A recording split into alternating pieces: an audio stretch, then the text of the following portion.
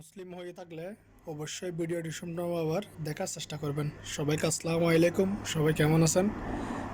বাংলাদেশের ভাই বোনেরা এবং মুরব্বী সবাই আলহামদুলিল্লাহ, আশা করি ভালো আছেন। ইন্ডিয়া বাংলাদেশকে ধ্বংস করতে চায়, ইন্ডিয়া পাকিস্তানকে ধ্বংস করতে চায়। যেগুলো মুসলিম, পাকিস্তানের মধ্যে যে মুসলিমকে নির্যাতন করা হইতেছে, এগুলা বলার বাইরে। আসলে দুনিয়াটা কোন দিকে যেতেছে আমরা কিন্তু জানি না। আল্লাহ কী খেলা খেলতেছে, আল্লাহ তাদের উপর কেন গজব ফালাইতেছে না, তাদেরকে কেন ধ্বংস করতেছে না, এটা আমরা বুঝতেছি না। মুসলিমকে এরকম নির্যাতন, এরকম হয়রানি যে করতেছে তারা, বাংলাদেশের সাথে অনেক দিন ধরে দ্বন্দ্ব লেগে আছে আমরা জানি। বাংলাদেশের মেন শত্রু হচ্ছে ভারত। বর্তমানে পাকিস্তানের মেন শত্রু হয়েছে এখন ভারত। কি জন্য? পাকিস্তানের কাশ্মীর দখল করে আছে ভারত।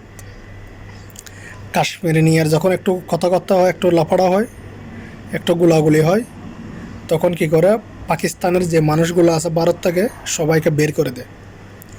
তারা আলটিমেটাম দিছে তাদেরকে 48 ঘন্টার মধ্যে ভারত ছাড়তে হবে। পাকিস্তানে কী করছে, তাদের আকাশপথে বিমান অফ করে দিছে। এখন অনেক মিলিয়ন মিলিয়ন ডলার লোকসান ভারতের। অনেক দূর দিয়ে বিমান ঘুরে যেতে হচ্ছে, কিন্তু ভারত কিছু করতে পারে না। ভারতের কোনো হ্যাডাম নেই।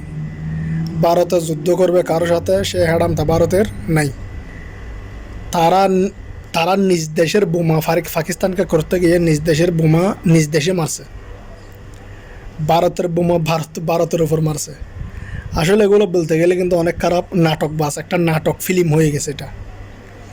আসলে আমরা সবাই দোয়া করব যে কোনো রাষ্ট্র থেকে মুসলিমকে হেদায়েত দেন, মুসলিমকে বাঁচায় রাখুক, মুসলিমকে ইমানের জোর দক, ইমানের শক্তি দোক।